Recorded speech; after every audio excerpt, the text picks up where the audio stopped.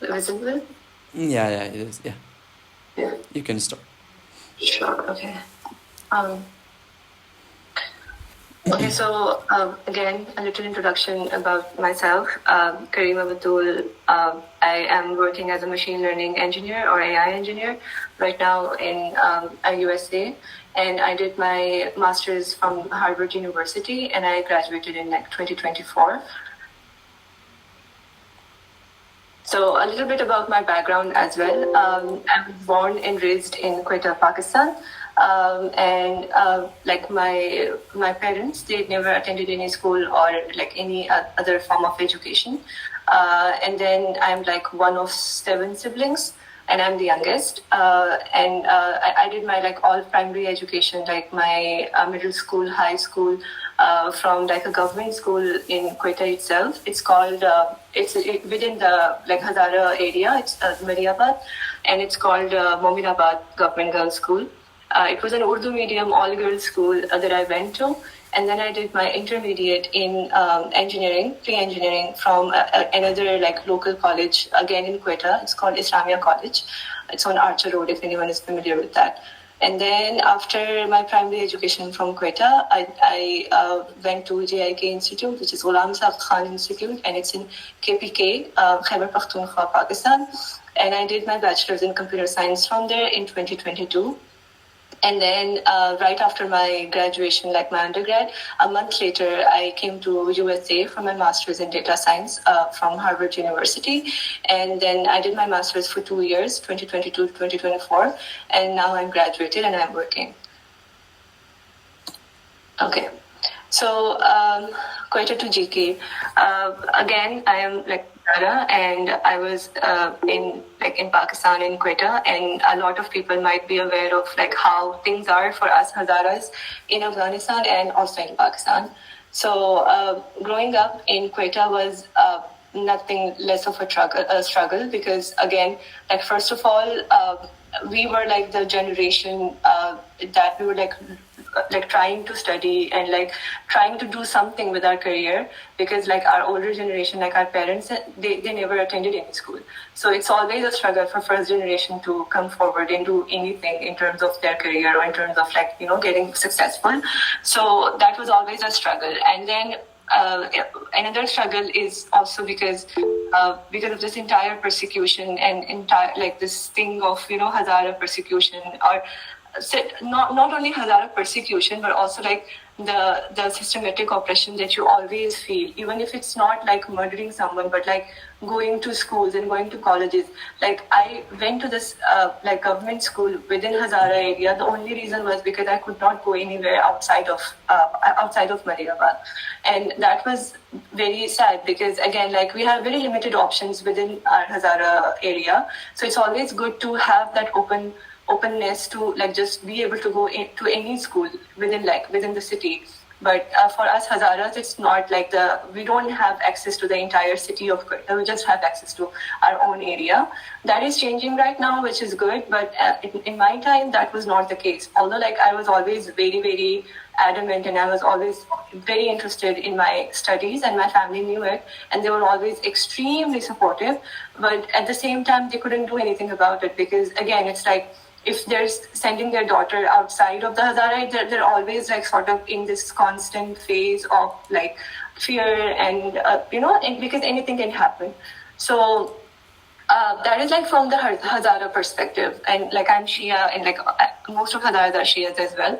So then the second layer of sort of like marginalization comes from being a Shia. And then even I remember like growing up, I was not even aware of all these like different sorts of identities that can be really like a source of oppression and a source of like marginalization for us. And then later on, as I moved forward, like from my school to college, to Islamia College, where I also had like non-Hazara friends and non-Hazara like classmates, that's when I really started to realize that it's not like because of being Hazara or because of being belonging to these identities, we have to sort of like go through this constant struggle all the time. So it was like not easy at all. And I think the third layer of oppression also comes from being a woman. So it's like, like even when my parents were, so I'm like the youngest, so all of my elder siblings, they also did very good in terms of their education. That's because my family and especially my parents, they were very, very supportive, and they always wanted us to like study and to work hard and stuff. So I mean, you might be aware of this thing in our in our families, that like our extended family members and people would come and tell my father and my mom that why are you sending your daughters to pursue education? That's like the sort of things that you get, especially if you're a career ambitious or like a study ambitious girl. So the third layer of oppression also comes from the gender identity in a way. So like struggling and managing all these things was never an easy thing. So so it is unfortunately, very, very unfortunately, it is a struggle.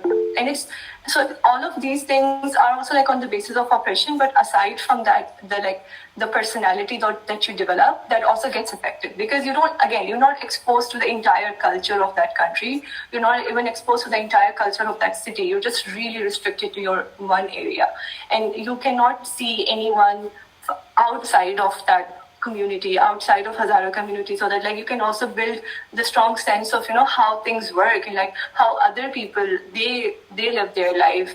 It's just because like whenever you sort of interact with people from different cultures, it always makes your personality much more groomed in a way. So those were all the struggles that I went through, and I wouldn't say that I'm the only person who went through all these struggles. Whoever has made whoever has become successful in terms of career or in terms of education for that community, they all go through the same struggles, all of them. So it's like we can really relate on this point, like be it Hazaras from Pakistan or be it Hazaras from Afghanistan or be it Hazaras from anywhere in the world, we can always relate on this point of being really, really oppressed just because of our identities. So and then again, I think those struggles sort of like become a little bearable when you have a supporting family. Again, I was very lucky to have that, because my parents, they didn't go to any school. They never pursued education. But at the same time, they were always like extremely supportive of our education. And they would always I remember my mom, she already had so many kids, right? And she was like always very occupied with like household chores and just household stuff. But at the same time, she would never like tell me or any of my sisters to, for example, take care of our younger siblings if we had our exams or anything. So in that way, I was always very lucky. And since I'm the youngest of my family, so I was also very, very pampered by my elder siblings as well. And it's because I think my sisters, they also went through all these struggles and they were, mashallah, very successful, which is why I think I had a little sense of direction from very early on. Even when I was in primary school, even then I had a sense of what to do with my life. My eldest sibling, my eldest sister, she did her master's in political science from Balochistan University, and she was the only girl in her entire department, because political science is considered to be a male-dominating thing. But then she was really ambitious for her studies, political science studies, and she pursued it. My second sister, she did her master's in commerce from Balochistan University, and it's really. So, at that time, I couldn't understand it, but now I sort of understand it, that how big of a deal it was for my parents to send their daughters outside. Balochistan University is located in Syria Road in Quetta, and Syria Road is one of the main targeted areas for Hazaras.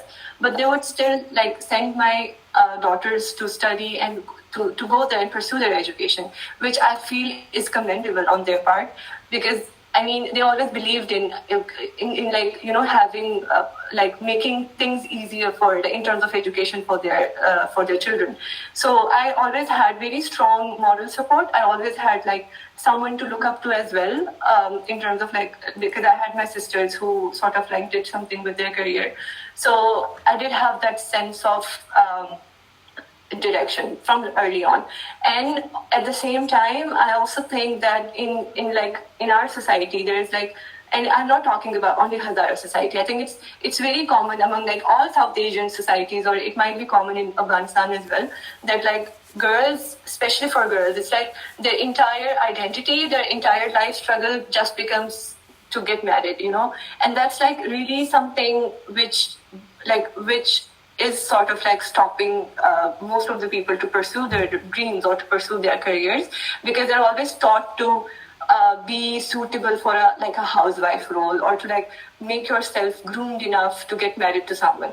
So like not having that, and instead like my family would support me in terms of education, that was, I think, the life-changing experience for me. Because if my parents, or especially my mom, if she would always tell me to like focus on how you look so that you can secure a good match for yourself and get married to someone, I would never focus on my education, I think. So those were like really good examples already set by my parents and my sisters especially, which is why I sort of could like get to wherever I am right now. And like my brothers as well, because, you know, they were, my father, he left working because he was like really old. And then my brother took the responsibility, like financial responsibility of everything. And then he really like financed my education. So a big shout out to my brother as well, and like all of my siblings. So yeah, and then like when I was in school in like 9th, 10th grade, and after like in 11th, 12th grade, I used to be really active in like different science and technology fairs that would happen like every year. So there is a fair, it's called Intel Science and Engineering Fair, Intel the company which makes the hardware. So I remember I participated in that when I was in 10th class, and I did like a solo project on mathematics and computer science. And then I represented Balochistan in the national level in Islamabad. And I also won Best of Category award for that.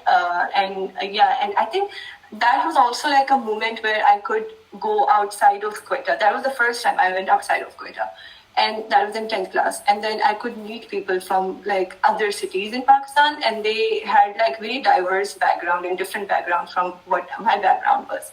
And in that sense, it sort of like really exposed me to different cultures and to different things that I could never imagine was possible in a way. So when I was talking to those people, like those kids from other schools, because since they are not the first generation, so they always have a lot of mentorship. They would always see their parents, like, you know, even their parents are really educated, they're on big posts. So for them, I think their way is easier, but I don't want to like discredit their efforts, of course. But I think they have much more like a stronger sense of what they want to do with their life. So I remember when I was like talking to all these kids, they would tell me about like all big universities in Pakistan that I didn't even know. So I think that sort of really made me more curious about these universities, and like that also gave me like a different sense of things of in life. So I was really very active in all these different technology and career science fairs. And then very important point, it's mentorship within Hazara community. So since we Hazaras were so persecuted that we live very segregatedly, especially like in Quetta, we live like all Hazaras, they have their own area and everyone lives there, and everyone lives very secluded and segregated from the rest of the city. That is a really, like, that's not a good point, but it does have some pros, like some advantages. For example, because of that thing, we have a very strong sense of community, we all Hazaras, and we all share that, which is, again, really, really commendable. And I always, like, as a Hazara, if I see someone like someone who's really interested and they want to do something and they ask for my mentorship, I would go all I would just go and really help them. And I think I have it for like all Hazaras. And even like because at that time when I was struggling, when I was trying to like find something, there were my mentors who really helped me. And those were like, so I remember in Quetta, they would have like a career fair. And I remember going to those career fairs as well with my mom. And then whenever I used to go to career fairs, I used to talk to people. They would be like, they were Hazaras and they were like from different, again, good universities, institutes in Pakistan. And they would tell me and they would really help me to like how to secure a scholarship or like what universities. Because like at that time when you don't have any mentorship, there's no laws. Like there's so many universities that you can go to, right? And first of all, like before choosing your university, you have your career path, like what you want to really study. And then once you sort of choose that, and then you choose the university. So it really helps to like talk to someone who has been through all of these struggles and they know like how to sort of like give you the advice as well. So yeah, so mentorship within Hazara community was really strong. And to this day, I feel like I was blessed to have that, and that really helped me. And then when I was in my 11th, 12th grade, I applied for this scholarship at Lahore University of Management Sciences, which is again one of the most prestigious universities in Pakistan. And so this scholarship was called National Outreach Program, and it's basically based on like how you perform in your metric, like 9th, 10th. And if you have like really good grades in 9th, 10th, then they sort of like select you for the scholarship. And then once they select you, they invite you to the university to LUMS, and then they would give you like a training session for 2 weeks, and then after that you can apply for their entry test, and then once you get the admission, you get the financial aid and everything. So I was selected for that national outreach program, and I was again really, really happy to go there because it was such a really, really different experience for me. And it was the first time I was looking at this huge institute, and people how they sort of like talk to each other. And it's not whenever like I think even in my journey, all the time I was not really focused on my grades. In a way, I was also like focused on my personality building as well. That like whenever you go out, whenever you see all of these things, you sort of like your personality changes a bit. So I was really, really blessed to go there. And then we were like studying for SAT, which is the entry test. It's not only in Pakistan, I think worldwide. This is like a standard test for like whenever like you want to apply to an undergrad school. So I was again really, really blessed to be there. And then after that, I was also in another scholarship at another institute. It's called Institute of Business Administration, and that's in Karachi. It's again one of the best schools in Pakistan. And I was selected for their scholarship as well. I went there, spent there for 2 months, and then I spent my time for 2 months. And that also sort of taught me a lot of things in different ways. So I think having all these experiences before I even started my undergrad, that was like really, really important, because then I experienced the IBA life, then I experienced the lounge life, and then I could see what are the differences, what are the pros, what are the cons, like what do I really want to do, in my undergrad school. So all these experiences, they really like paved my way to things that I did later on. Okay, now let's talk about my undergrad. So I did my undergrad I did my bachelor's in computer science at Ulam Institute in KPK Sawabi. And this was very interesting because after going to IB, after going to LUMS, I chose GK because I felt like, again, GK is like the best engineering institute in Pakistan, and it's really hardcore engineering. So I always knew what I wanted to study. That was computer science, and I was like, GK seems perfect for this for computer science.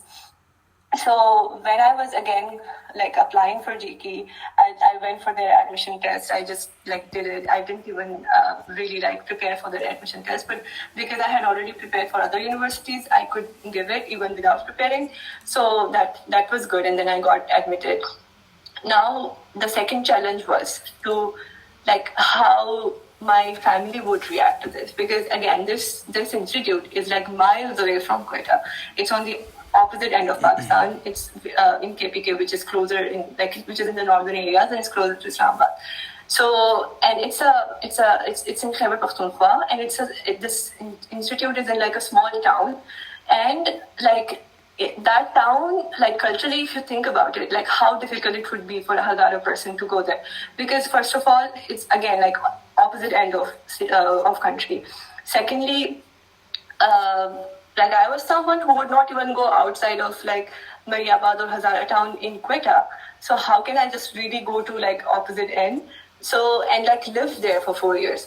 So I talked with my parents, told my siblings, and they were again very supportive. They were like, yeah, if you want to go to this university, you can go there. And we will be like totally supportive of that. So I was like, yeah, just let's give it a try. So to be honest, like in this entire journey, for me, I was so focused on studying and getting a degree like from a good university, and then because my final goal was to get into Ivy League. So I was so focused on these things that I never bothered about. Sorry, dear Kareema, we don't have your screen, your presentation now. You can reshare that. Okay, sure. Sorry about that.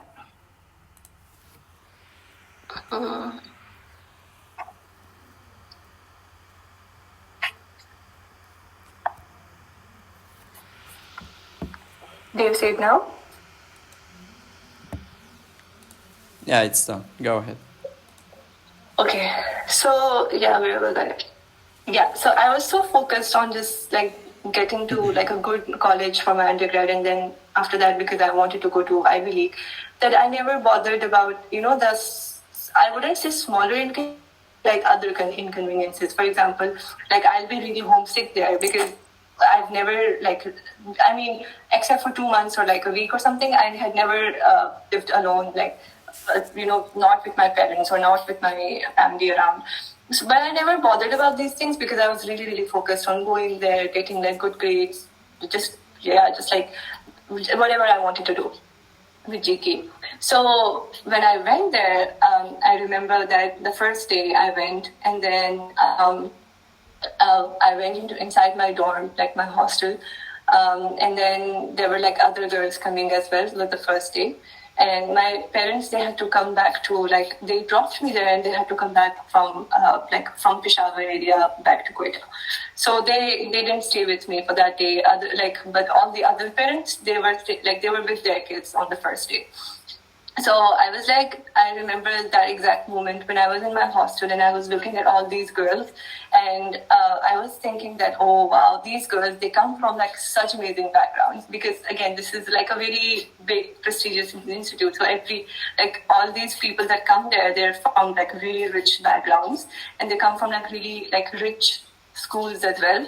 So I was like, wow, all of these girls, I mean, they're really nice, and I like how they dress, how they talk and everything. And then I remember their parents were also there, and their parents were like talking with each other, and all of their parents were like, most of them were like in army, like colonels, journals, and like really like big posts and stuff. And then I was thinking, oh, like how am I going to like survive there, because this is such a different culturally in every aspect. This was so different from what I had already seen in like Quetta.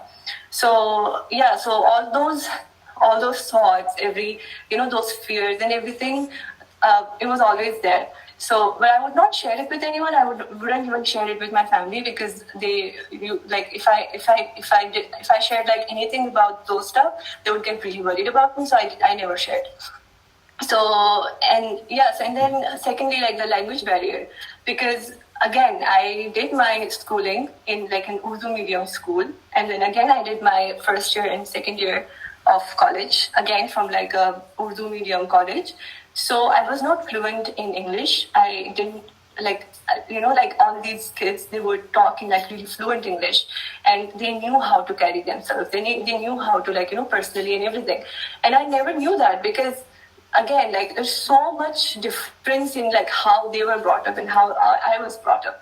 So yeah, and then like I would see that they knew about how societies work in an institute, how like, for example, like what ragging is. I never knew what ragging was.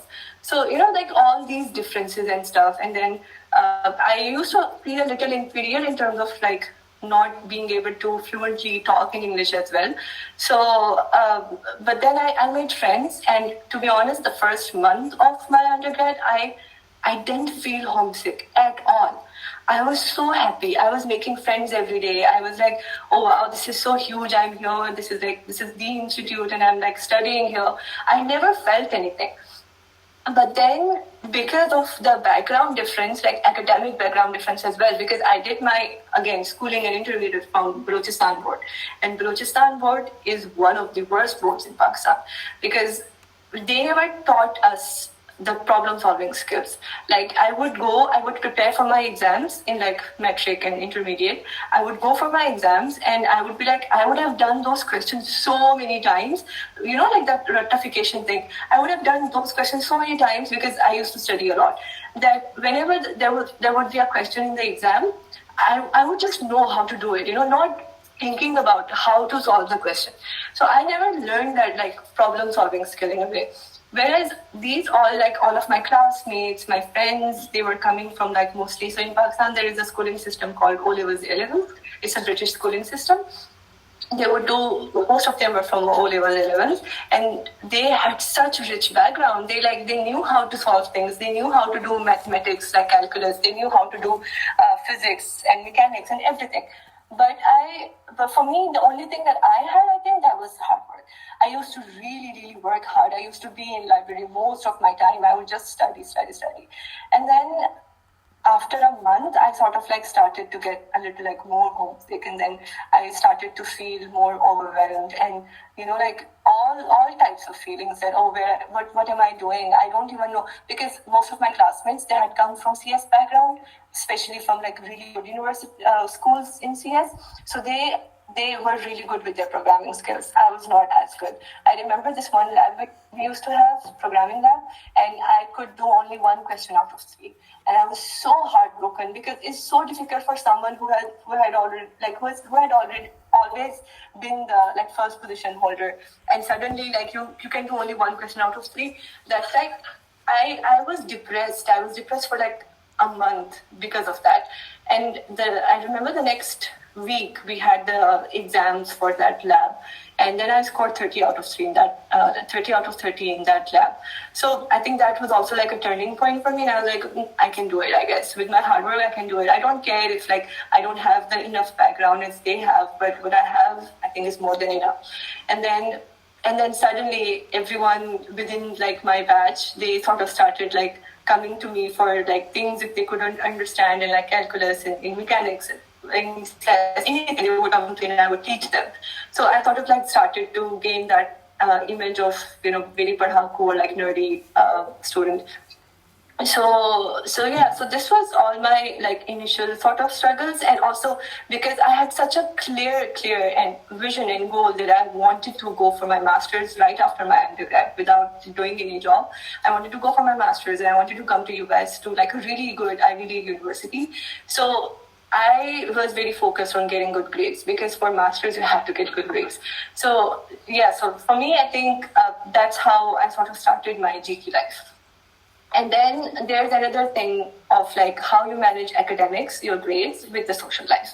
Because if I'm in GK for 4 years, and in those 4 years the only thing that I've gained is grades, then that's not a success. That's not a win for me, at least, because when you go to all these institutes, when you go and you sort of get exposed to different people coming from really diverse backgrounds, the main thing is like how you sort of change it, and how like your personality gets grown. If my personality is the same from day one, and the only thing that I've gained is grades, then that's not very fulfilling for me.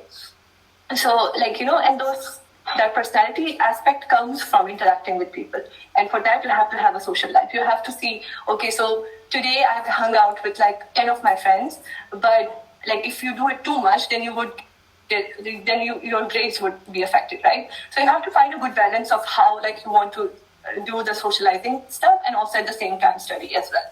So like societies. So in GK we have a lot of societies, like societies for different things, like dramatic society, arts society, like a literary philosophical society, and there's so many of them. So GK is very famous for society life. Everyone is in some society. And I was like, I don't care about societies. I mean, my only vision, my only goal is to get good grades and like to sort of have that personality and then just to graduate from here. And I don't care about all these societies. It's just a waste of time. But that was not the case. And I would talk about it later in the next slide. Yeah, homesickness. Again, I started feeling really homesick. This was the first time I was being fully independent. I was doing everything. Like I was washing my clothes. I had never washed clothes before that. Like at home, my mom or like my sisters would do it for me. But this was the first time I'm washing my own clothes. I'm like doing all the, all the other stuff, like managing dorm life and hostel life. It was really, really hard. But yeah, I mean, now if I go back and could change anything, I would not change anything. I think all of those struggles sort of came together and built me as a person. Yeah, so GK, finding my path. This is like so I sort of like segmented my life at GK in like 3 different sections. The early struggles and finding my path is basically like the middle years in a way. So yeah, again, mentorship from seniors, because when you go there, your seniors have already been to like, they have already done internships. They already know how to excel in like courses. They know how to, because it's not only hard work, it's also smart work as well. So it's good to talk to those seniors, to learn from them. So that's very important. Second, society participation. Yeah, at that point, I sort of understood that why society is important. Because at the end of the day, when you're applying for all these American universities and you have to write about it, you have to write an essay, personal statement of purpose, all of that thing. Well, what are you going to write in that? Because grades, yeah, they can see your grades from your resume as well. You don't have to write about your grades, right? But you have to write about other extracurricular activities and things that you have done other than your grades. So at that time, I was like, no, society is really important. And that's when I joined like a couple of societies. There was one called Project Topi. Topi was the town where this university was. So it was like more of a welfare society where we would solve cases if someone needed some help, like in terms of financial help or any type of help.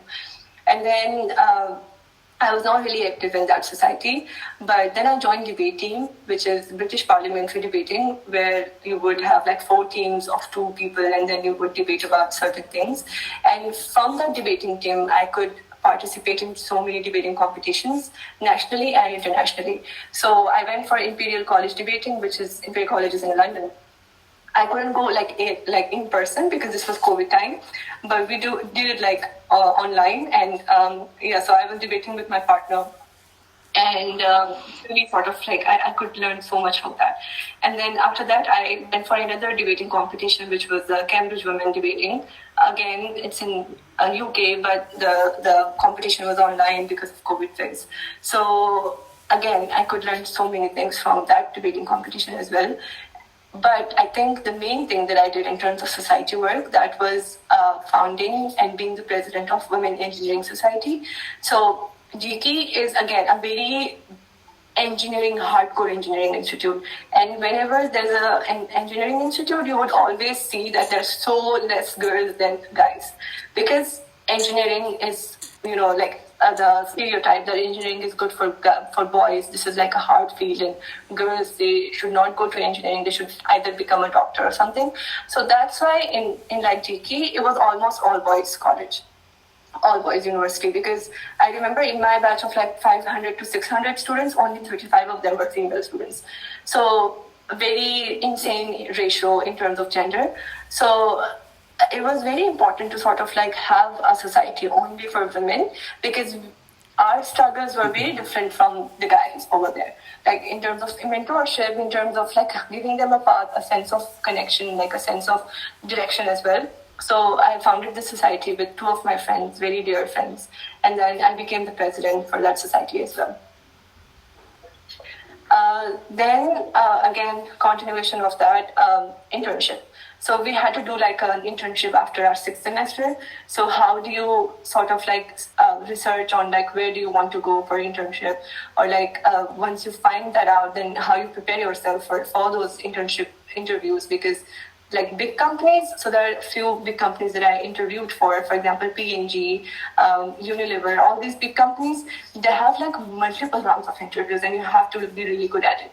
So again, thing that you really can do in this time, other than like preparing for the interview, is to talk to your seniors, talk to people who have been through that same exact path, and just try to learn from their experience. And they would be really helpful.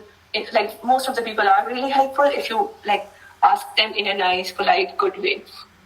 So after internship, because again, I knew that I was going for master's, I had to do like a research work, because when you're applying for master's, a lot of people, they don't even come directly after undergrad. They always do some years of job or something. And at that time, they sort of build their profile.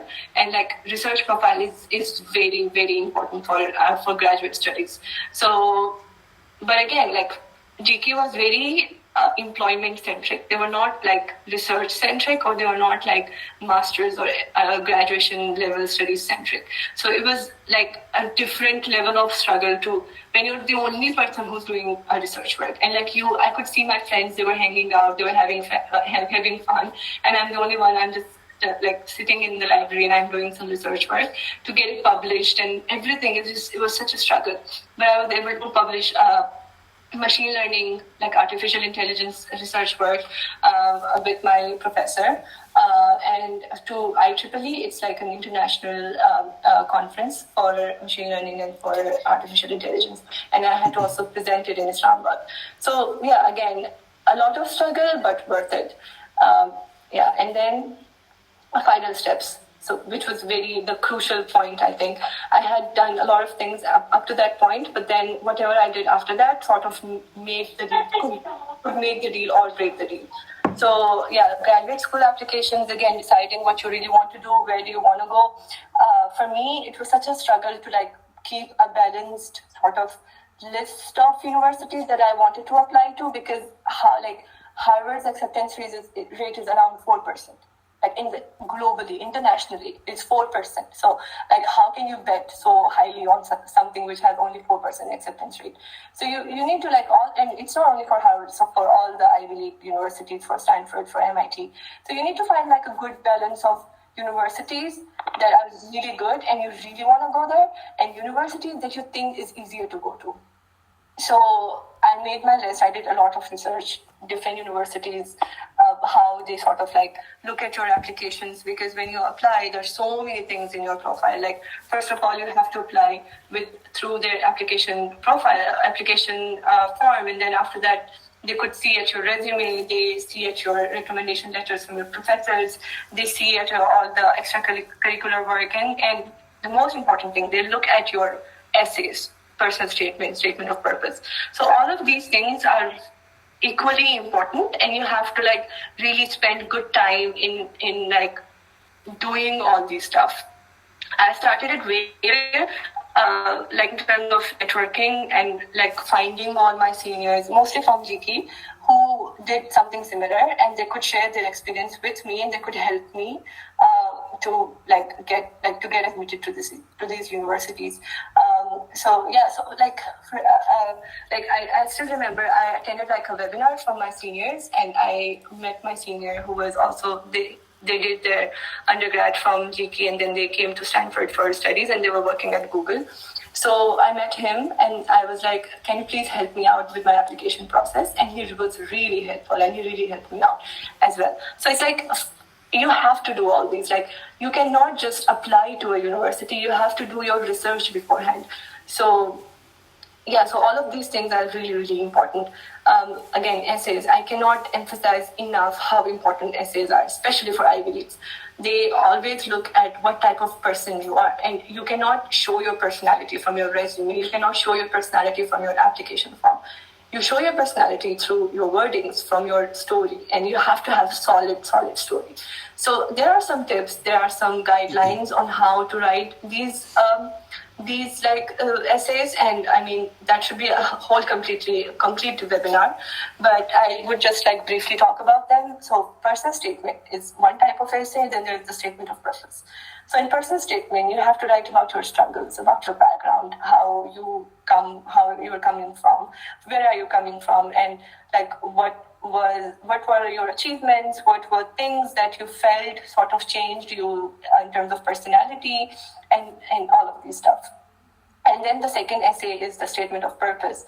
So statement of purpose is as it's very clear from the name, it's stating why you want to go to that university. And for that, to answer that, why you want to go to that university, you have to know enough about that university. You have to really, really know what that university is about, how their professors are, what work their professors are doing, and how your work can be aligned with that work. So you have to really align your vision or your goals with what that university provides. So again, you can write a good statement of purpose only when you know enough about that university. And I mean, at this age, everyone has an internet. You have to just go to internet and find that university, and you can see things about that university. You can read everything, almost everything about that university. So that is very important. Recommendation letters. Recommendation letters is basically your professors or people that you have worked with. I mean, mostly it's professors, but it's not only limited to professors. For example, people that you might have interned with, they can also write you a recommendation letter saying that, I know this person, and this is how they work. This is their work ethics, and I really like how they sort of perform in a team, various ways. So they write you a recommendation letter, and then you submit those recommendation letters. And after that, GRE, which is like a STAT equivalent for graduate studies. So it's based on math section and on English section. So this is the thing, this was the part that I really didn't enjoy, because it's for English part, you have to learn so many vocabularies, and you don't even use those vocabularies in real life. So I see no point in that, but I think for them it's a good standard way of sort of testing people or candidates, how they are performing in terms of maths and English. So GRE, again, the entire preparation is a whole different story. When you should start preparing for GRE, how you should prepare for GRE, what material you can use, and all of that. So yeah, you can ask your questions about these stuff, and I'll be really happy to answer them.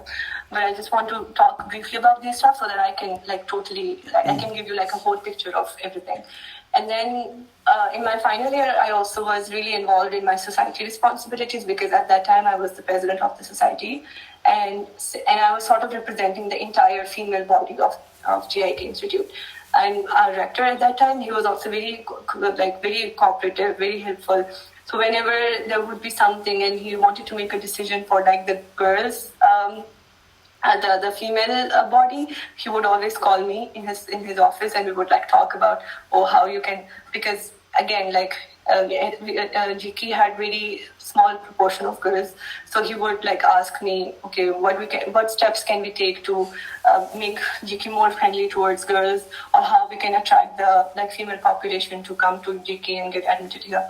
So I used to go and I used to brainstorm on things with on ideas and stuff, and then and I was representing the entire sort of female body. And another thing that I worked on, which was very funny, so in GK, in hostels, we used to have a curfew for girls. So girls, they couldn't go outside after 11 p.m. at night. And boys didn't have that curfew. So I found it very unfair, and I really fought against it. I was like, why do we have a curfew and not guys? If you want to put a curfew, put on both the genders. This is 21st century. You cannot do this. But they would always say that, it's safer for girls. It's for their own safety and stuff. I was like, yeah, you want to save girls just by caging them? That's not fair. So yeah, so these were all the things that I was working on and stuff. Yeah. And yeah, Pakistan to United States of America. So I completed my undergrad in 2022 from GK, and I got the Qaid-e-Azam gold medal, which is the most prestigious medal in GK. So in GK has 3 layers of medals. First layer goes to whoever has secured the highest CGPA in all departments. If every department would have one person who would have the highest CGPA, and it's one medal goes to that person. Then the second medal was for the person who has secured the highest CGPA from all over departments. And the most prestigious, the third medal was to the Qaid-e-Azam medal, for someone who gets it all, like from the entire batch. Like, for example, in my batch, we had 600 students, and that medal would go to only one person, and that one person has to be really good in academics and non-academics. It was not only academics. It was not based only on CGPA. It was also based on like what society work you have done, how you participated, how you represented GK on like national levels, international levels and stuff. So I won that Qaeda-Azam gold medal, and the president of Pakistan, Arif Ali, he was at our commencement, and he did the medal. He gave the medal to me, and I couldn't be like that. Was, I think, the best moment for me because I could see my parents in the crowd, and it was such a special moment because again, I always thought that the first day, all the thoughts that I had, oh wow, these people, they come from such good backgrounds and they're really sharp and they're really intelligent, and I don't know if I would be able to survive. I not only survived, but I also got the most prestigious medal in the entire batch. So that was a very, very special moment, and I really celebrated that with my family, with my friends, and everyone that was close to me. But in like final semester of my undergrad, I already knew that I was admitted to Harvard. So yeah, I just like had a lot of fun in final semester. To be honest, I was not studying. I was not focused on studies. I was like mostly hanging out with my friends and trying to like get the most out of my GK experience. And then I graduated in July 2022, and then I came to US in August 2022. So right, like 1 month after. I just spent 1 month with my family back in Quetta, and then I came here. Again, big cultural shock. It's a whole different story when you come from a country like Pakistan or like Afghanistan or any other South Asian country to a country like the United States. So a lot of things you don't even know existed. How people are here, like culturally, how they talk to each other, how they greet each other, how they what sort of gatherings they have, all aspects of like culture things. So very, very shocking things that I found here. So yeah, a lot of cultural shock, homesickness again. Although I was already sort of like used to living away from my family because I had already lived 4 years in GK. But at the same time, it was a different thing because I was still in Pakistan. I was really part of that Pakistani society and community. But now I didn't have that. I was like in a whole different country with like very different culture. So I started to feel homesick as well. And then social life from scratch. Yes. So all my friends that I had met over 4 years of my life, those were like my best friends. All those friends and my family and every connection that I had in my life, I had left all of them behind.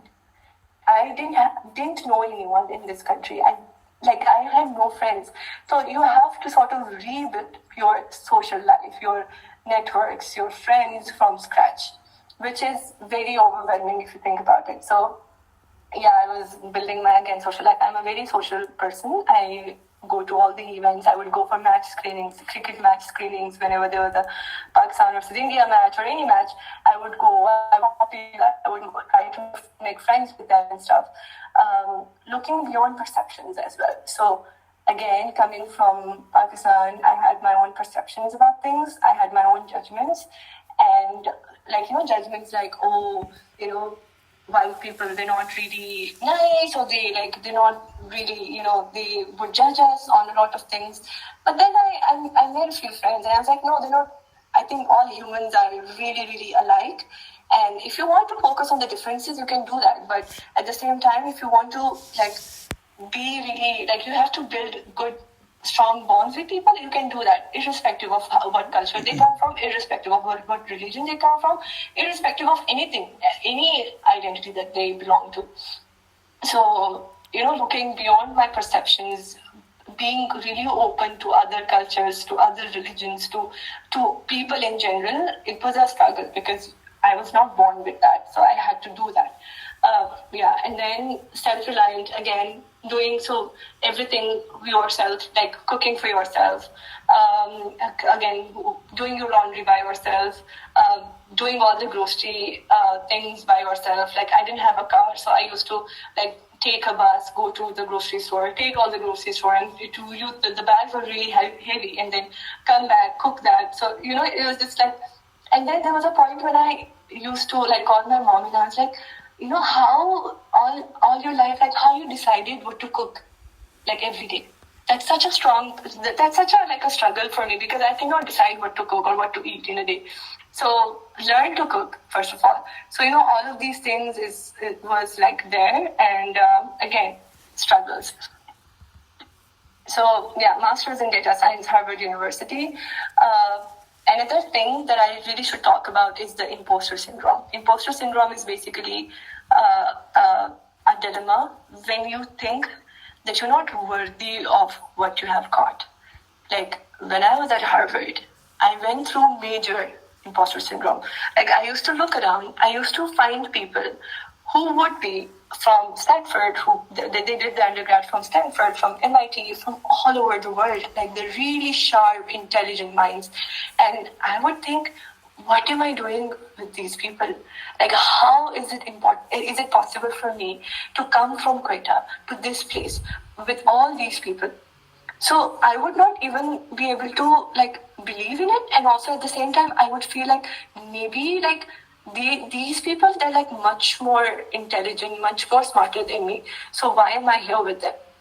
So yeah, I went through major imposter syndrome, and that's okay. Everyone goes through that, mostly for people like us.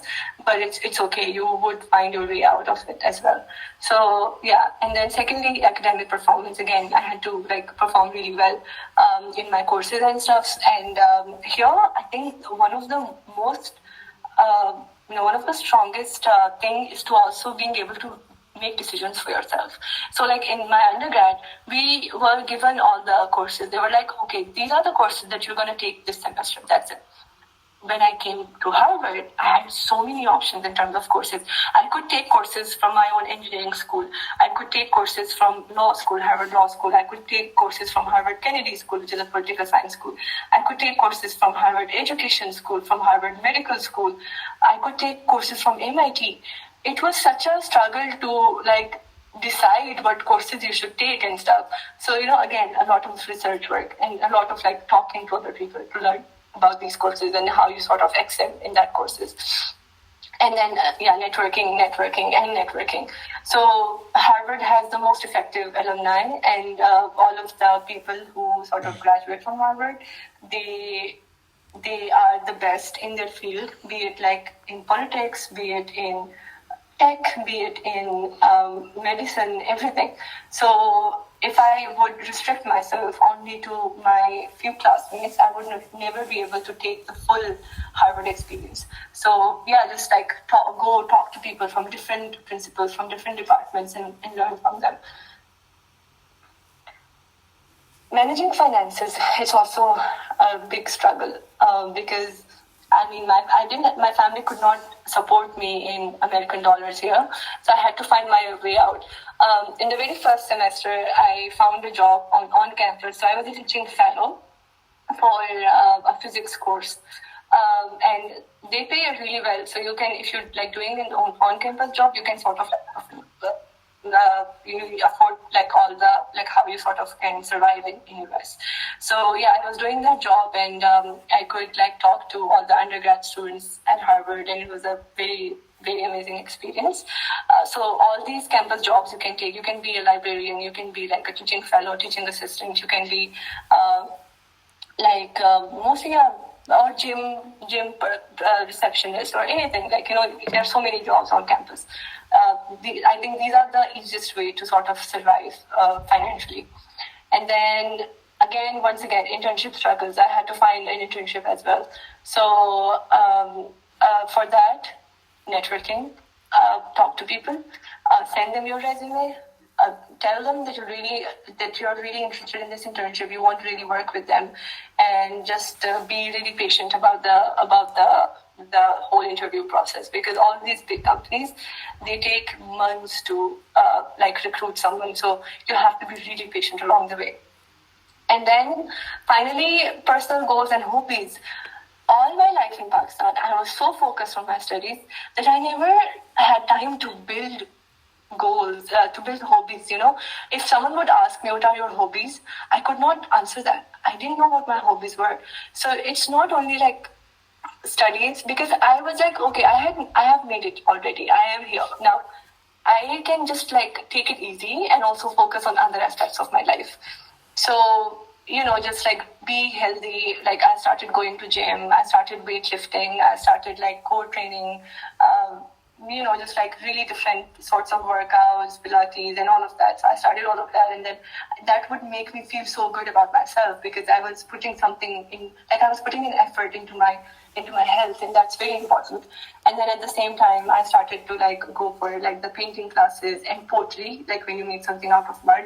So those hobbies that I sort of explored, and I sort of like, okay, these things are very important as well. You have to find your ambitions, you have to find your hobbies in life. And again, for jobs, once again, finding jobs, there's so many companies here, all the big tech like Google, Amazon, Microsoft, Netflix, all of these companies. And it's really about like, do your research, see where you want to go. It's not only about the brand name that, okay, like this XYZ company has a very good brand name, but at the same time, you also have to see what you want in your job. Do you want financial security? Like, do you want to go for a job which pays really high? Or do you want to go for a job which might not pay as high, but you would have much more healthier work-life balance? They would not make you work on weekends. Or if you want to go for something which is in like a specific location, or for a company where you can see a lot of growth in terms of like how you build your career, like in your skills. So these are all the things that you can think about, and you're the one who has to decide what I want in my job. So do again a lot of research, find your weak points, your strong points, because when you apply for these companies, I mean, you have to go through the interview process, and you have to see if, like for me, I had to see if my coding skill was enough, or if like my statistics skills were enough, my mathematics skills were enough. So all of these things, and then networking, because it's so hard to find a job without networking. You have to know someone from the company. It's not have to, but it's good to know someone from the company and talk to them directly. Like LinkedIn is such a great app. It's such a great platform. You can just send a connection request to someone, wait for them to like accept the connection request, talk to them about the company, about your ambitions, and then they can make a referral for you. So when a person from inside the company make a referral, that really has a lot of value.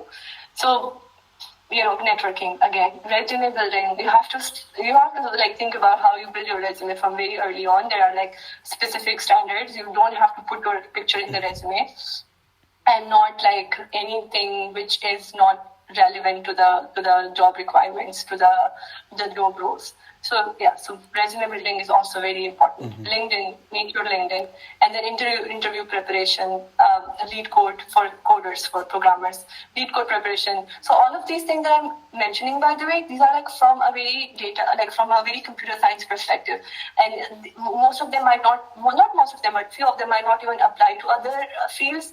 But this is just like a general guideline. And then patience, a lot of patience when you are interviewing with the companies. So now I'm working as a machine learning research engineer, which is artificial engineering basically, and I'm in San Francisco, California. I did my internship last year. I did like 3 different internships, but the most recent one was in Palo Alto, California, where Stanford is. And then I also worked as a founding engineer and a co-founder at a startup, like a tech startup, where I worked on language models. If anyone is familiar with ChatGPT and stuff, like artificial intelligence, so that's what I do. And right now, again, I'm doing artificial intelligence. So what are some of the key takeaways, things that you can learn from this session? Networking. I think I've repeated this word so many times, but this is to really emphasize how important this thing is. You have to really, really talk to people. You have to get out of your comfort zone. It's not easy to have that social battery all the time. You have to go to events when even like you would see someone and you know that this person works at this company and they don't even know you. So you have to go make an impression on them, talk to them, and just learn, just talk, and just like make them connections. So networking for everything, for admissions, for job, everything. It's so important. Mentorship. Go and ask people for help. It's very important to be able to ask for help. Not everyone has to be perfect in all the ways. Everyone has their flaws. If you think that these are my weak points, you can go and ask people. You can go and talk to someone. Oh, I have this thing, but I don't know how to approach this specific thing, and then they would tell you if they have been through the same experience. So again, mentorship. And once you sort of you feel like, okay, now I've done these things, now I know how to do these things, then mentor other people as well. Because this is always like a giving back to the society, giving back to the community. And then clear goals. Always have very clear vision, very clear goal of what you want to do in your life. Those goals can be long-term, those goals can be short-term. You should also, you should always start with short-term goals and then long-term goals as well. Intent. After setting your goals, if you're just setting your goals and you don't have the intent to do that, you don't have the intent to put any effort towards that goal, then there is no point of that. So intent is very important. Hard work. You cannot go too far without hard work. There is a thing that people say, oh, smart people, they don't even have to hard work, but smartness is like God-given. Some people have it, some people don't have it. But hard work is something that you all can do. So be like, just focus on something that you can do, So even if someone is not as smart or like really intelligent and like blessed with good IQ or like any other thing, but you can always work hard and sort of get to that point. Perseverance, very, very important. Resilience, because you just always be prepared for failures. It's not that whenever you set up a goal, you will achieve that goal. So you will face failures a lot of times, but do they define you? Do they define your personality, those failures? It's on you. If you want to make them define you. If you don't want to make them define you, then try again. Do it the next time. Maybe you succeed, maybe you don't. But try the third time. Just keep on going, keep on moving. So yeah, resilience is very, very crucial. And finally, always have a plan B. So whenever you're, for example, for me, when I was applying for the Ivy League schools for my graduate studies, I was like, what if I don't get into any school? And that can happen. There is a very high likelihood of that. So what will I do? I will do a job in Pakistan. I will give my job a couple of years or something. And after that, I will again apply. So my goal is not changing, but my path might change a little bit. So, you have to be not really rigid about things as well. That, oh, I just want to do this thing. If I don't get this thing, then I'll just quit. No, you don't have to quit. You just have to just make plan B, just go for that plan B, and maybe that plan B might take you to your plan A. So these things are very important. And yeah, thank you. I think I might have talked for too long, but it was important for me to sort of make all of you understand how things, what things we should do and stuff. So yeah, and if you have any question or anything, I'm more than happy to answer them. Yeah. Okay, thank you very much. Thank you, Ms. Batool, for sharing your educational and inspiring journey full of amazing experiences. Thank you very much. Now we will jump to the questions. Guys, if you have got any question, please just write your questions in the chat box, and then I will read your questions to Ms. Kareema, okay? Mr. Mansoor, just open the chat, please. Yeah, guys, please send your messages in the chat. I will read it. But we are sorry to let you know that we were not able to... we are very sorry to let you know that you can't speak because of the high... People have questions. That's why we just read the questions, okay? Also, the first question, Ms. Mursal Rashidi. Okay, how to have a strong application for Harvard, and is it possible to get full scholarship from Harvard or not? Plus, what is the best field to study at Harvard? Okay. So 3 questions. First of all, how, what makes you a good candidate for Harvard, or how, what application is strong for Harvard? So I always say this, that when you apply for universities, you have to keep something in your head that there is no guarantee. It's not like this is a test. If you secure 10 points, then you definitely get in. If you don't, you would not get in. So all these applications, they're very they're a full package. You cannot just focus on one aspect. So things that you can focus on: having good grades, really good grades, because these grades can say a lot about you, how you have performed beforehand. And secondly, very strong essays, because all these Ivy League, especially Harvard, they really look at your essays. If you, for example, want to, in your statement of purpose, you're mentioning that I want to do this, graduate, this master's or anything from Harvard, then you have to make a point of why do you want to do that at Harvard. There's so many other universities. Why do you want to come to Harvard specifically? So to make our essays more refined and I think more specific, it's always a good idea to talk about things that are working on, like Harvard. Some lab at Harvard would be working at something, and you have to mention the name of that lab so that they know that, oh, you already know about this lab or the work that they're doing.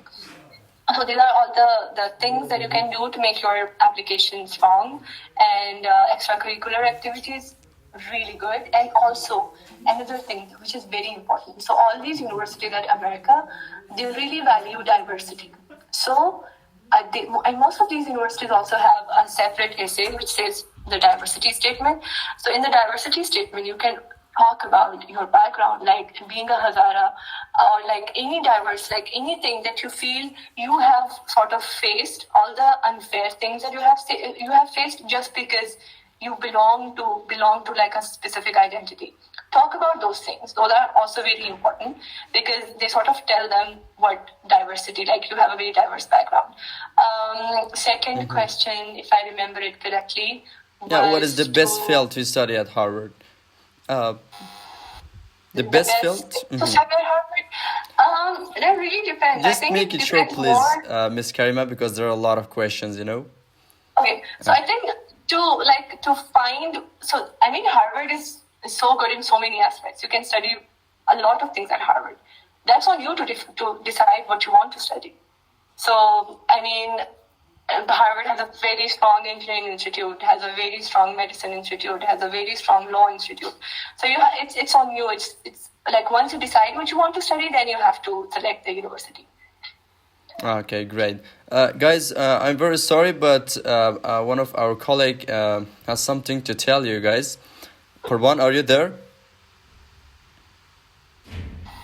Yeah, I'm here. Okay, thank you. سلام قربان جان عزیز، انشالله که صحتمند باشید. دوستا، قربان جان سمکارای ما یک موضوع را میخواست شریک بسازه. ما قبل از یک سوالات بپرسیم یادم رفت. میشه که اینا فعلا صحبت کنه، باز میریم سمت سوالات اگر کدام مشکل نباشه. یک موضوع مهم راجع به شبکه است و همچنین بانو بتول اگر مشکل نباشه. Sorry, I didn't get the question. Did you ask something? Okay, Qurban, you can talk. Hey dear Batool, I'm gonna talk about some new programs that you are going to run on the network, and right after finishing it, I think you can answer the questions. Is it sound good for you? Yeah, it sounds good. Thank you very much. خب دوستای عزیز، سلام علیکم. امید که خوب صحتمند باشید. من زیاد وقت شما رو نمیگیرم از اینکه بسیار سوال داده است. من فقط در مورد 5 دقیقه یا کمتر راجع به بعضی پروگرام های جدیدی که ما در یودویس نتورک میخواهیم برگزار بکنیم شما رو میخواهیم کسایی که خیلی مشتاق و علاقمند هست میتونه اشتراک بکنه. خب از اینکه بسیار شما میفهمید ما صنفای آنلاین خود شروع کردیم که معمولا مخصوصا بالای مهارت های اسپیکینگ و رایتینگ فوکس میکنیم، یعنی تمرکز ما زیاد است، چون هر کسی که بسیاری از شما در اینجا هستید احتمال زیاد به بورس اپلای بکنید و همین مهارت ها بسیار مهم است، از جمله رایتینگ و اسپیکینگ. خب کسایی که میخواد و علاقمند است این صنفا شرکت بکنه، یک روز دیدلاین فردا است، تا هنوز وقت دارید شما میتونید فردا اپلای بکنید. تا فعلا بالای 250 نفر اپلای کرده و ما کوشش به نهایت خود میکنیم که کسایی که الیجیبل و واجد شرایط است اونا را در صنف جذب بکنیم و اون ایده کسایی که علاقمند است میتونه منصور جان اگر لینک در واتساپ بفرسته یا در چت باکس، از این طریق میتونید اپلیکیشن پر بکنید و اپلای بکنید. و فواید این کورس ما است که با وجودی که شما مهارت زبان انگلیسی و نوشتاری خود بالا میبرید یا پیشرفت میکنید دی راسته، ما بعضی امتیازهایی را هم برای آنها کسایی داریم که همیشه در صنف حاضر باشن، فعالیت بکنه و در قسمت کارخانگی همیشه فعال باشه. ما از جمله در آخر برنامه ما سرتیفیکیت دیستینکشن و بعضی سرتیفیکیت های دیگه داریم که به کسایی که بسیار فعال هستن ما میدیم. باز یک منتورشیپ دیگه از طرف بعضی دوستایی که بورس گرفته در دانشگاه آیوی لیگ، مثلا از جمله دانشگاه کلمبیا، استنفورد و بعض دانشگاه دیگه، از این طریق کسایی که در اونجا رفته اونا با این شاگردایی که در صنف ما هست همکاری میکنه تا در رشته‌ای که در هر دانشگاهی که میخواد اپلای بکنه در قسمت ریکامندیشن لتر، ایسی، پرسونال استیتمنت، در قسمت شما را کمک میکنه تا یک اپلیکیشن بسیار استرانگ و قوی را سابمیت بکنید.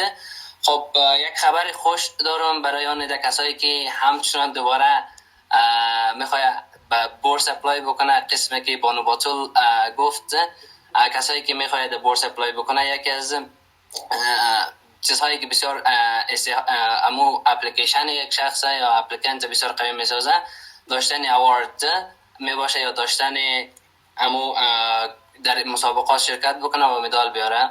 ما همراه یک ارگانیزیشن چند وقتی است در ارتباط هستیم، با اونا صحبت کردیم. این ارگانیزیشن یا نهاد در بیشتر از 40 تا کشور فعالیت داره و کسایی که در البته ما بگویم که ارگانیزیشن در سنگاپور موقعیت داره و المپیاد مسابقات های بین المللی برگزار میکنه برای شاگردان و کسایی که علاقمند هسته میتونه در مسابقات شرکت بکنه. ولی در افغانستان متاسفانه تا فعلا کدام سنتر یا کدام برانچ شاخه نیست. ما فعلا همراه از اونا گپ زدیم و توانستیم موفقانه امی یک پارتنرشیپ همراه از اونا ایجاد بکنیم. خب از این طریق ما تا فعلا 50 تا بورسیه گرفتیم. کسایی که میخواد اپلای بکنه، میخواد شرکت بکنه در این مسابقات های بین المللی، از جمله مثلا اینا معمولا سر موضوعات استیم که یعنی ساینس، تکنولوژی، انجینیرینگ و متماتیک است و بعضی مسابقات های دیگه اینا تمرکز داره. باز کسایی که در این مسابقات ها مدال بیاره یا در این مسابقات ها کدام پوزیشن یا مقامی را بگیره، از بین 1000 الی 2000 نفری که اپلای میکنه دوم شوه، بیستم شوه، اول دوم الی صدم. خب این خودی امی ارگانیزیشن بورس داره، از جمله مثل کسی که در بین اول تا بیستم بیایه اینا بورس فول فاندد اسکولارشیپ برای شخص مهیا میکنه که در یونایتد استیتس است در بعضی از دانشگاه ها و دیگه بعضی شاگردایی که در مسابقات این ارگانیزیشن شرکت کرده تمامشون یا بالای 90% اینا در بهترین دانشگاه های جهان قبول شده، مثل آکسفورد، استنفورد، مثل برکلی در اینجا. خب فقط ما چون ظرفیت کم است 50 تا اسکولارشیپ داریم، ما فقط میخوایم او کسایی که در قسمت ریاضی و بعضی مضمونات ساینسی بسیار مهارت بالا داره و در ضمن انگلیسیشون خیلی خوب هستن اونا را جذب بکنیم و همراهشون همکاری داشته باشیم تا بتونه که در این مسابقات شرکت بکنه. مقدار پولی که $100 الی $200 که باید اینا اپلیکیشن فی بده ما ویور میتیم چون 50 تا اسکولارشیپ تا فعلا داریم. خب به می خاطر کسایی که علاقه‌مند هستن میتونه صفحات مجازی ما را دنبال بکنه و وقتی که ما این پروگرام شروع کردیم از این فرصت جا نمانید و بعدا هر کسی سوال داشت میتونه به ادمینای گروه در واتساپ مسیج بده و یا به خودم شخصا مسیج بده. باز انشالله بزودی جوابشو نمیتیم. ببخشید بچه‌ها دیگه کم زیر وقت گرفته شد، میتونیم برگردیم به سوالات. درست تشکر بسیار زیاد خورمان جان. خب Ms. Batool, are you there?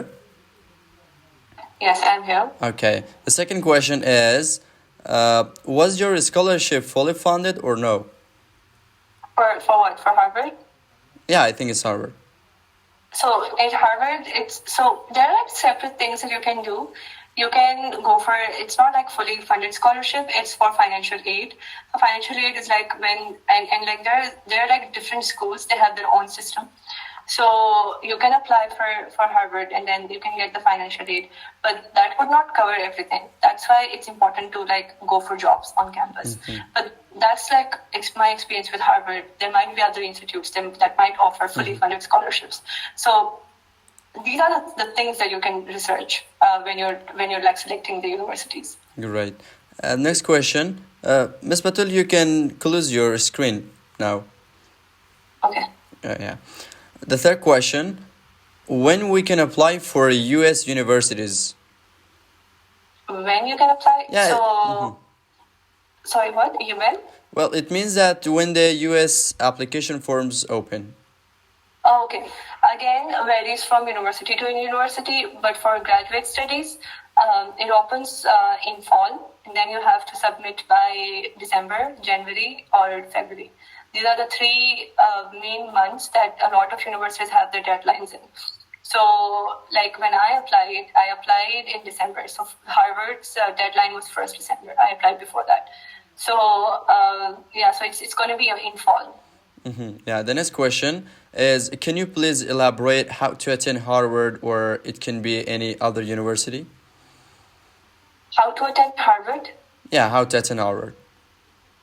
Okay, so this is like so the question. I'm like, it's a little vague because I don't know like in what aspect you like want me to talk about.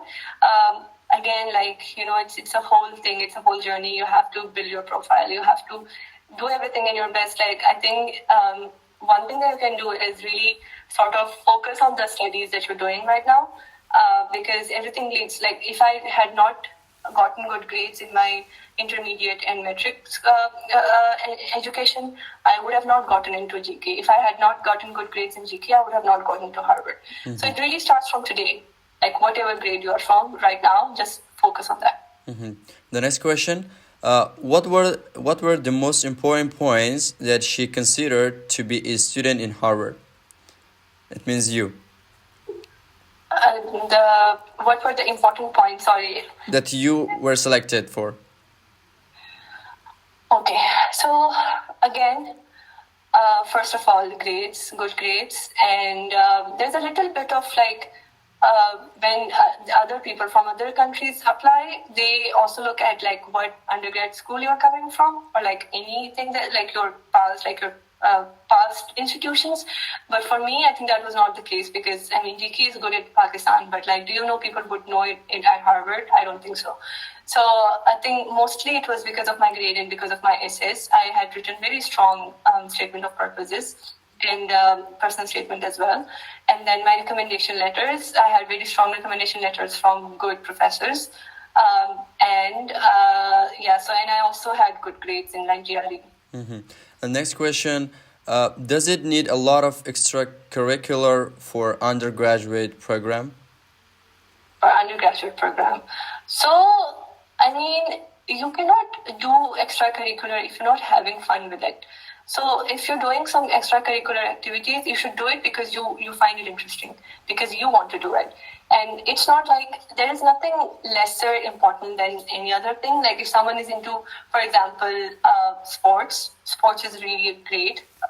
You can do sports a lot. And sports have, I think, I think it's the most important thing when it comes to extracurricular activities. But for example, if you're interested in like Olympiads, if you're interested in like mathematics, if you're interested in like fine arts, anything, just follow your passion, whatever you want to do, and then just when you do it kind of like in the right way. So yeah. Yeah, great. Next question: if someone does not have extracurricular activities, is it the chance of getting the scholarship is low? So even before talking about scholarship, it's also about the admission. Admission and scholarship, these are two different things. So scholarship, I don't know how it affects the scholarship, but it definitely affects the admissions. So so if you, at the end of the day, if you just have good grades and you have nothing to talk about your extracurricular activities, I think that's not really like a good thing to have. But the good part is that you can always start your extracurricular activities. There is no time for that. So you can, like, for example, for us, it's such a great opportunity that we have this society, like our Hazara society, our Hazara community is very good, like very strongly integrated.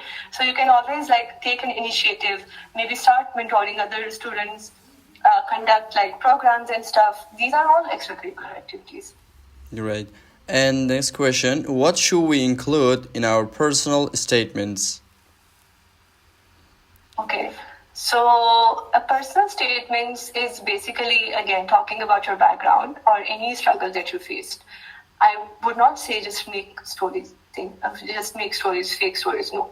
Talk about your real struggles, things that you actually faced. So it's also very important to like not just put things randomly. You have to give it a story. You have to make it a story. You have to write about how you were born in some situation and then what changed you as a person. When, like, you can always talk about in a society like ours, especially for girls, if the person who has asked the question is girl, if they're a girl. So it's very important to like, we don't sort of like focus on small things that are really important. For example, like in a society where everyone is just so focused on getting married, how do you even make that opinion of not thinking that way and doing something in your career? That's also very important. And what made you change that? So all of these things, you can talk about in your personal statement. Great. Next question. I want to say that now I'm studying in Pakistan as a refugee. If I apply for a scholarship, there will be problem of my documents or no? Scholarship for like international schools? Yeah, of course it might be like that. Okay. So if you apply for scholarships, if you're a refugee, it should not affect your scholarship or like documentations, because as far as you're like being true about your like things, like about your documentation and like about your identity, there should not be anything which could like make a problem. Next question, fully funded scholarship is in spring or a fall semester? Fully, if there is a scholarship, it will be for all the time. Scholarships are not like for a specific period. But most of the universities, they have one year take, so they would just take students in, for example, fall. But then there are some universities which take like 2 different batches, so they would take 2 batches for like fall and spring as well. Yeah. The next question is having high GPA a factor for winning a scholarship? بانو نوریال لطفاً شما میکروفونتون رو خاموش کنین. Is having a high GPA a factor for winning a scholarship? Besides, is work experience important in order to get a chance for a graduate admission? Yes. First of all, yes, CGPA is very important.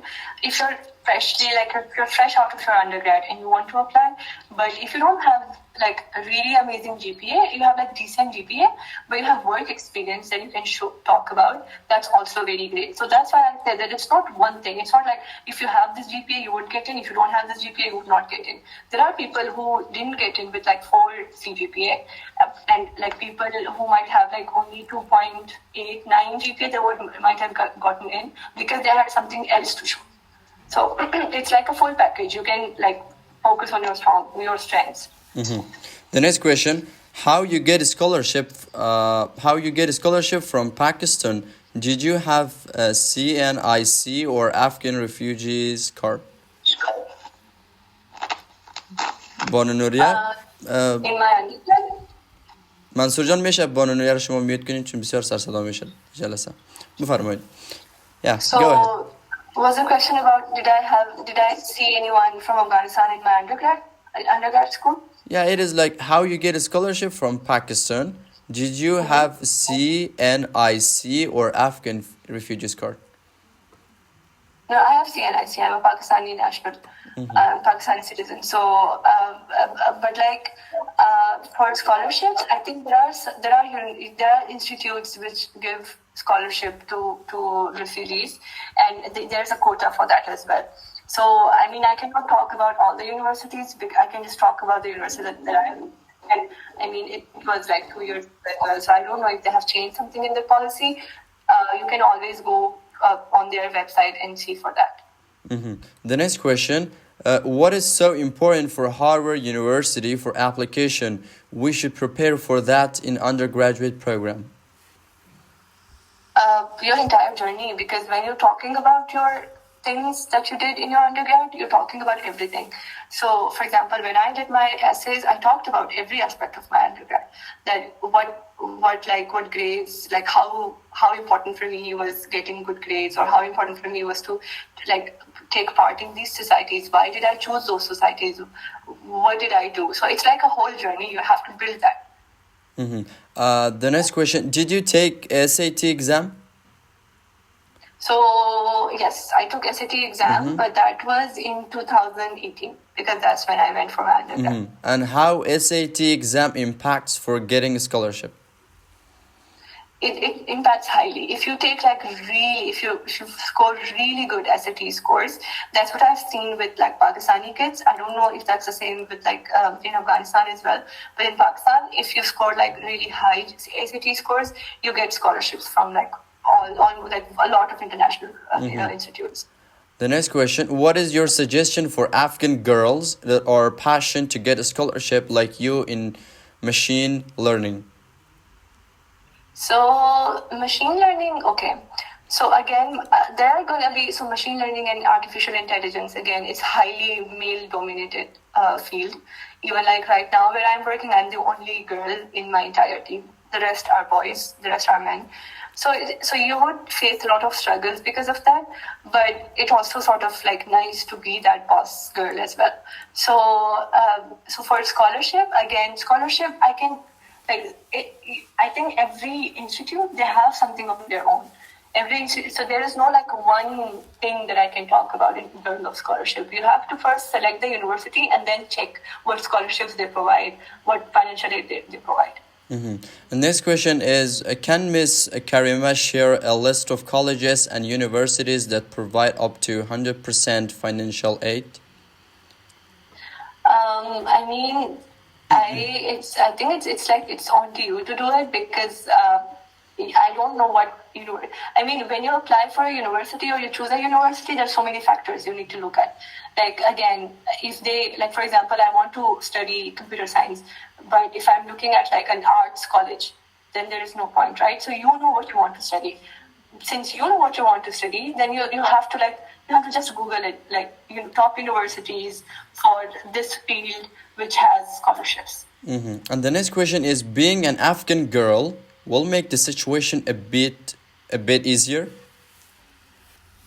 It does, because there is diversity point. So, which is like a lot of these universities, they value diversity. So if you talk about your hardships or like your identity that you're an Afghan girl, that would definitely help you. دوستا بعضی شما راجع به صنفای ما معلومات داشتین، قسمی که دوست عزیز ما آقای قربان گفتن صفحات ما رو دنبال داشته باشین، ما لینک اونا رو گذاشتیم، تعقیب داشته باشین برنامه‌های ما رو در صفحات اجتماعی. Okay, the next question is, hi everyone, Miss Batool. I've been chosen in 2 partially funded scholarships, and it needs about $23,000, but now I can't provide it. How can I pursue this program? Okay, so maybe if you know people within US that can help you, maybe talk to them, ask them for help, or there might be organizations. There might be organizations for Afghan students. There might be organizations for like within Afghanistan or here in US as well, or if the university is in US. So you can talk to them.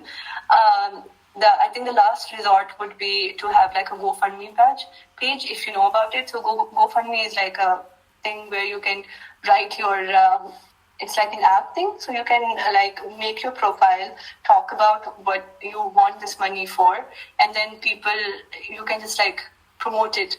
Like just send it to your friends and then tell your friends to like send it to everyone they know. And that's how like it will get to the people who might be able to help you, and then they can help you. The next question is, which tests we need to take in order to attend Harvard? Which tests? So GRE is important, and then another test that I had to take was the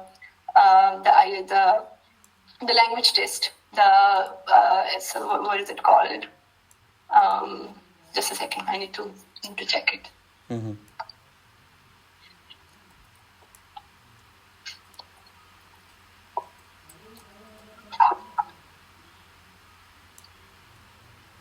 TOEFL, yes. TOEFL. So there is TOEFL. You can take TOEFL, and it's like a way to tell them that you know English. So it's an English test. I did TOEFL and I did another one as well. So I did 2 of them. The next question: can we attend Harvard with having online school document? An online school document? Can we attend with that? So it might vary from program to program. It depends what program you're applying for. Like there might be some programs that would not need like need like a degree from like a physical school, but there might be some programs that might need. So you need to like look at that. My GPA is 92. Is it considered as a high one? Sorry, can you repeat the question? My GPA is 92. Is it considered as a high one? Is it 92 out of 100? Yeah. Yes, it's a really good GPA. And the next question: is there any other way to obtain that scholarship, like any way? This question is a little tricky. There is only one way. You have to just work hard for it. The next question: what are the goals you aspire to achieve over the next 10 years? What are my goals? Like personal goals? I want to be even more healthy. I want to have a perfect balance of like a good work-life balance. I don't want to just work all the time and burn out in the longer run. So right now I'm working, and but like down the line I would want to have my own company, like a tech company within US. Yeah. Is it wise to submit more recommendation letters than required by the college or university? So it's not about the number of recommendation letters, it's about the quality of the recommendation letters. By quality, I mean that when a person is writing a recommendation letter for you, be it your professor or anyone, they need to really specify how they know you. Like, they have to be really specific about you. So if it's not like a very open-ended, loose type of recommendation letter, then there is no point of that, even if you have 10 of them. So I think it's important to sort of not have too many recommendation letters and focus on the ones that are really important. Yeah, the next question, is there any scholarship for bachelor degree right now? In Harvard? Yeah, I think not Harvard in general. And again, like scholarships, they vary from university to university. There is no one single thing for all the universities. You have to first find out the university that you are interested in and then check if that university has scholarships. And the next question, can you again please talk about that? Oh, it's okay. Is there any program or organization to help students financially? Yes, there are a bunch. I know a few ones in Pakistan. There might be things in like organizations in Afghanistan as well. There might be a lot of organizations worldwide. So I can talk about the ones in Pakistan, but I don't know if that would be relevant to you. So thank you very much. Thank you very much. Now it's done. I think the question is done. And also, yeah, it is 9:38. It means 1 hour and 40 minutes. So thank you, Miss Kareema, for I have another word. So I see a connection requests. Sorry, I just have like one thing to share. So I see a lot of connection requests on my LinkedIn, but unfortunately I'm not really active on my LinkedIn. So if you have like any further questions, you can always reach out to me on my Instagram. I'm much more active on Instagram. So you can write my Instagram in the chat and everyone can follow me there. And then you can ask me questions. اوکی مشکل نیست. ما صفات بانو کریمه را کریمه بتول صفات اجتماعیشون لینکدین اینستاگرام اینا را با کمیونیتی واتساپ خود میذاریم. شما میتونین از اونجا دسترسی داشته باشین دوستا. درست است؟ خب همچنان خب گفتیم صفاتشون رو میفرستیم، ایمیل باشه، هر صفاتی که خودشون بر ما فرستاد ما بر شما میفرستیم. اوکی. خب منصور جان میشه لینک صفات ما رو به چت باکس اینجا بفرسته که دوستا دسترسی داشته باشن. So thank you very much Ms. Kareema Batool for accepting our request. We're very happy that you were in this meeting and it was very effective, informative. Thank you for joining. If you want to say something, if you have your message for the last time, you can do it. Sure. I think my only message would be as Hazaras, we all know we have gone through a lot and that's not fair. It has become very normal for us, but we know that that's not fair. Facing persecution, oppression just because of our identity, Hazara identity or like Shia identity or like whatever identity, that's not fair. And you have to like think about it and you have to always keep that in mind that it's not fair. And it's like you have all the right to go and succeed. And once you do it for do something for others as well. Just give back to the society, give back to the community. So that's my final message. And once again, I'm really grateful for this opportunity that I can talk to. It's a really like good experience to like talk to people and being able to like provide any help that I could provide. Zyada shakur. Thank you very much. Thank you everyone. تشکر از همه دوستا. شما هم صفات ما را تعقیب کنین که باز گم نکنین گفتگان تا و دیگه جلسه ریکارد شما به یوتیوب میذاریم. اگر شما به خاطر مشکل اینترنت نتونستین درست جلسه را تماشا کنین و هر مشکل دیگه بودش میتونین شما یوتیوب ما را سر بزنین، ما ریکارد به اوجا میذاریم. So thank you everyone for joining. Wish you all the best guys. Have a nice time. Bye. Yes, you did not go through all the questions. I'm so sorry. Because of for shortage of time, we're not able to do that. Okay. Yeah, can I ask a question? I'm so sorry. Okay, you can ask, but this is going to be the last one. Oh, thank you so much. So I'm currently a student at the University of Lynchburg, studying political science and computer science. So I got here. A week ago to the US. So I'm just simply a little bit concerned about my university ranking and I want to transfer.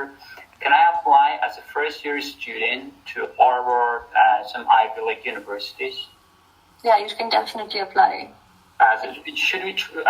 It's simply I took the course, the classes started 2 days ago, and can we apply as a transfer student or no, simply as a first year student?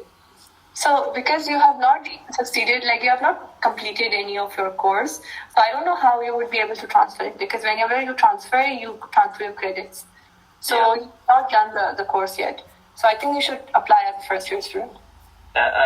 How about the ACT exam? Is there any possibility of taking courses of ACT or no? Do we need to do it ourselves, self-study? No, there are online resources that you can definitely take. It will help you a lot. One thing that I know is Khan Academy. It's really famous. But there are like other like online channels and online courses that you can take, and it will help you with SAT. Thank you so much. You're most welcome. Thank you everyone. Thank you. Have a nice time. Bye.